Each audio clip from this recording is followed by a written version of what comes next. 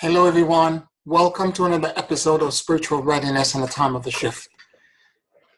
We all, and I've spoken about this before in other video, that multiple realities are occupying the same space on Earth right now. I want to talk today about the actual mechanic on how this parallel realities will diverge and split at some point in the near future. And for me to do this, I want to first explain to you that the perception that we have through our five senses, that we exist and we are only at the edge of our skin, is not accurate.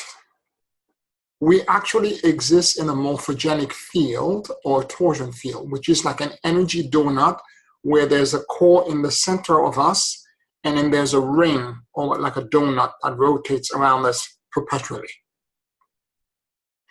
Specifically, when we are meditating, that torsion field is intact.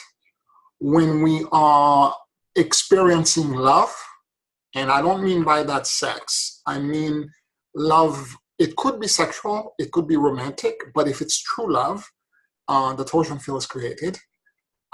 And if your partner's torsion field and yours are dynamically being created, there's a marriage that happened between the two Tauruses and creates something truly extraordinary. Or it could be the love of nature, the love of family members, all kind of expression of love. And let me demonstrate this to you. Close your eyes for a minute and take a very deep breath.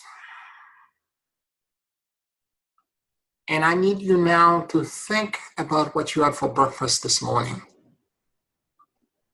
And as you're thinking about it, I need you to locate it in space around you.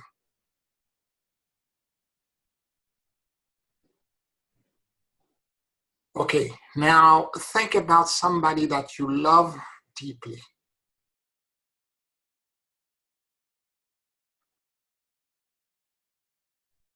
Now locate that person in space around you.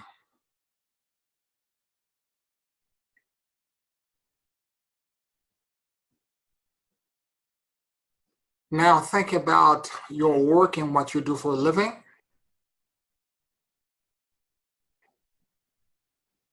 And locate that in space around you.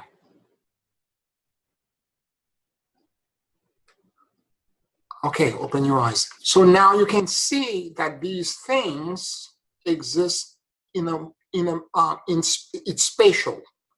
It's not in our brain, it's not in our body, it's actually around us. That's the morphogenic or torsion field. But that morphogenic field is highly sensitive to the kind of emotion that we exist in. If we are in fear, that torsion field disintegrates, and it's not whole, it's not perpetually being renewed. Think of it as putting spice on a dish. Depending on the kind of spice that it is, if it is sweet, it will become sweet. If it's sour, it will become sour. If it's spicy, it will be spicy, and so on and so forth. So right now in the 3D reality, we have 7 billion plus people who are trying to survive. That's the theme, and that's what's holding 3D reality in all of us. And all of us, since we're all trying to survive, we are all sharing that same holographic experience together, because we are very powerful beings. We are co-creative principles with God. And when enough of us agree that this is the experience that we want to have, we will create it around us. Almost like directing our own movie. So in that reality of survival, we fight or flight because of it. And we experience this by fighting, by attacking, by defending, or by retaliating. And when we are not doing this, the few times that we're not doing this, we're experiencing temporarily happiness or joy or conditional love. That's the range of emotions that the average person of the planet experienced. Now, we may have intellectual understanding with the higher emotion, like peace, unconditional love, compassion, mercy, gratitude, but it's an intellectual frontal lobe dictionary definition.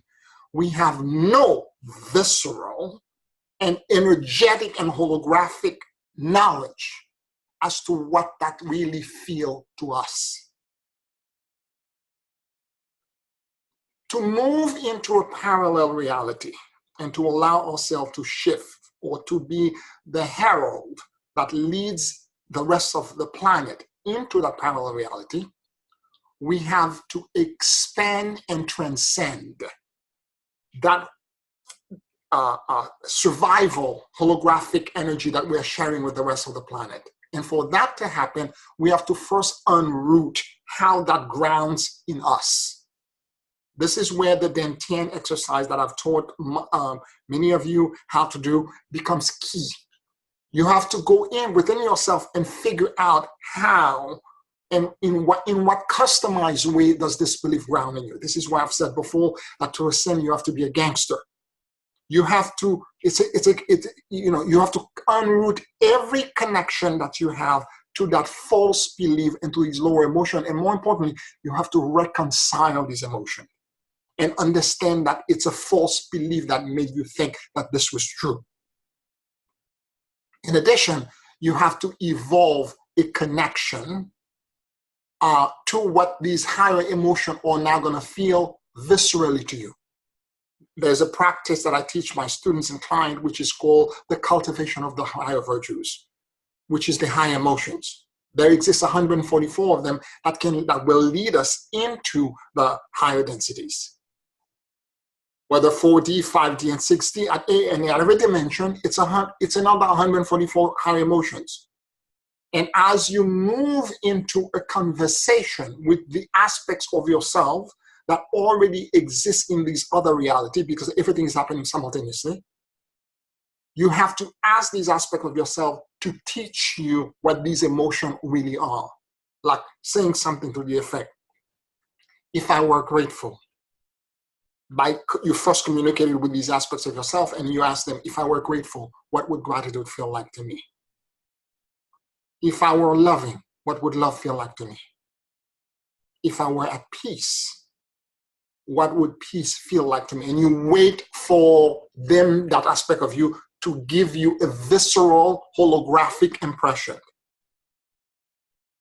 And once you own this, you now begin to not only intellectually understand it, but you have a mind and heart coherence as to what that feeling and that emotion is. Now, when enough of us, and at a minimum, 144,000, and that number shows up in every spiritual script in the world, whether you're a shaman, whether you're any holy scripture, the Bible has it, multiple culture have it, it's a minimum of 144,000. Harold will have achieved connection to and remembrance to these higher emotions. The moment that happens, there will be a call release